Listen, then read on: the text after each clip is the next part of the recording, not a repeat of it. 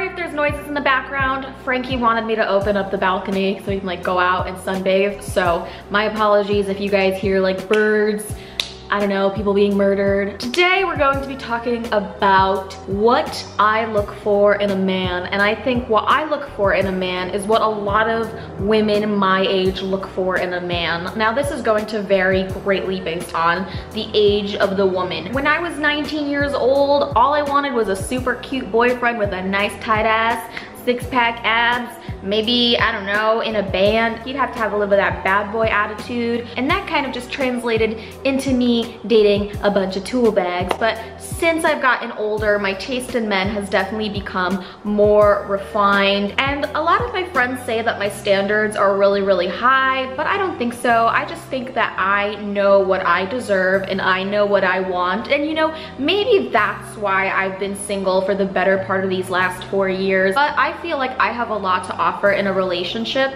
so why would I lower my standards in order to just be with anybody so I'm not alone? And I feel like I'm a multifaceted woman and I am successful, I have my own place, I have an amazing dog. Like, I could choose to be a little bit picky if I want to. And also for the guys watching this, I am just going to be telling you about the things that I'm looking for in a man, not to make you want to change anything about yourself, but maybe some of this will make you want to tweak certain things that you're doing in the dating world. And if you don't fall into all of these categories, that's totally fine. I mean, this is just me, this is just what I'm looking for. You know, maybe you're not what I'm looking for, and if not, no offense, I'm sorry, like I don't even know you. So I think the very first thing that I look for in a man nowadays is stability, because you can be funny, hilarious, have an amazing personality, be super attractive, have a super awesome dog that gets along with my dog. Like, ooh, that's a tough one, because like that might be a deal sealer. But if you have no stability, whether it be mentally or financially,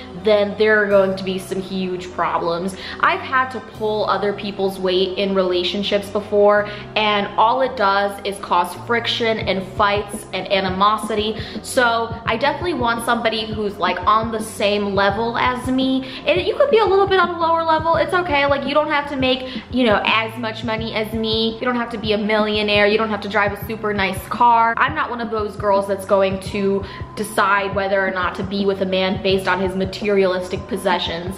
But to me, stability is less of a financial thing and more of a mental thing. And I want somebody who is just very even keeled, you know, like exciting once in a while. Like, yeah, I want you to get riled up and mad and like crazy once in a while, but if you're crazy like multiple times a week and like hulking out, I'm not down for that. Maybe I was like when I was 19 years old, but I'm 27, and you know, Botox age is like right around the corner, and I don't want to be spending more money than I have to be. So yeah, just be stable. Now I know plenty of people that are not stable that are in relationships, and those relationships have a lot of drama and a lot of craziness in them, and I am just trying my best to avoid that. But if you do recognize that you are an emotionally unstable person, you know, which I have noticed in the past, I have been a crazy psycho bitch. I've been known to slash some tires in my day.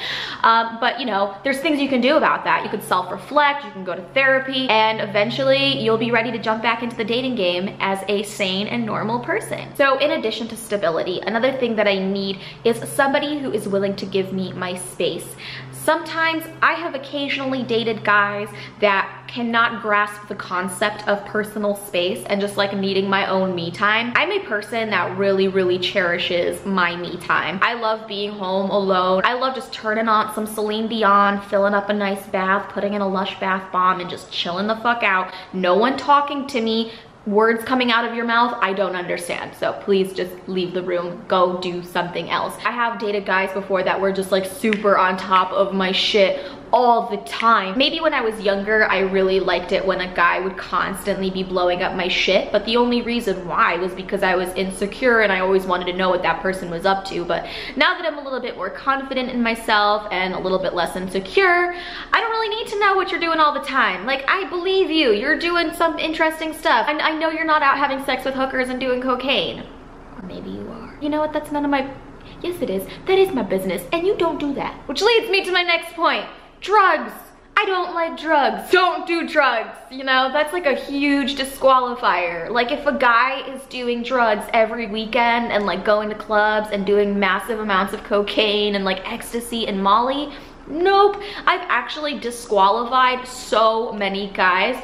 That sounds like this is a game or something. Like dating Stepanka is like the Hunger Games. I disqualified so many guys because I was just really turned off by their heavy drug use, whether it be smoking weed all day, every day. And I am known to occasionally puff the magic dragon myself, but I don't want to be with somebody that smokes all day and is on like planet Neptune half the time. I remember I was dating this guy in New York City and he seemed okay. We were getting along pretty well. And one day I opened up his refrigerator in his apartment and he had like 3 huge bags of magic mushrooms.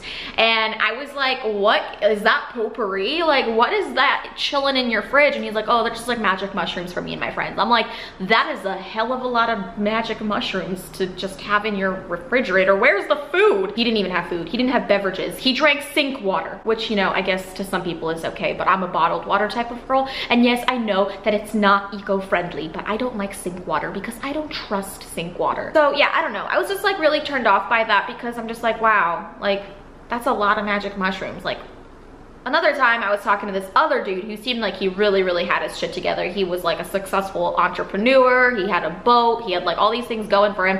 And then he started talking about how he used to do Molly all the time. And I'm just like, oh, I don't know. Something about that just like really turns me off. Like drugs to me just, who the fuck is texting me? Same thing with cigarettes. I'm not a big person on cigarette smoking, but I have dated guys who do smoke cigarettes and, you know, I kind of let it slide. I let it go because I really like that person, but preferably I would like the person not to smoke. Another thing that I look for in a man is somebody who is not too overly masculine. I feel like some guys try so hard to be macho that like they never let their feelings show. They never show their softer side and they're constantly trying to wear the pants in the relationship, which I want to be able to share the responsibility of wearing pants in the relationship.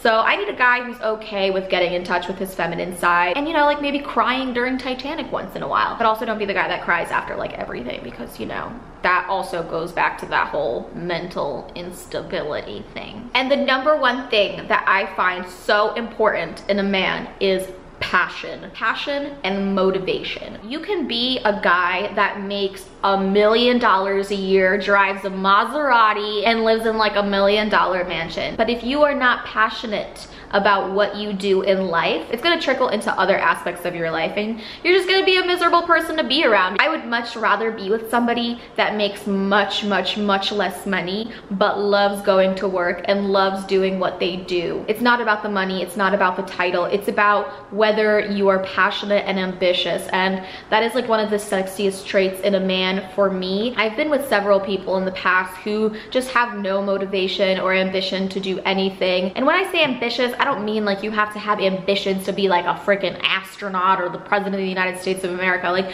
you could just be ambitious to like be a better person or excel in something. But I think ambition is a really important quality. And as far as appearance goes, I don't really have a particular type anymore. I've dated so many different types of guys, different shapes, different sizes, different colors. I always like to give people a chance, and sometimes I've had the most intense connections with people I never thought I would go for. So yeah, those are the qualities and traits I look for in the guy. And I don't know, maybe this is too much and maybe this is why I'm single, but I want to know what you guys think in the comment section. What are some of the things that you look for in a man? Guys, do you think that I'm being too picky? Be honest. Also, make sure to click the thumbs up button, subscribe to my channel by clicking right here, and I'll see you guys in my next video. Bye!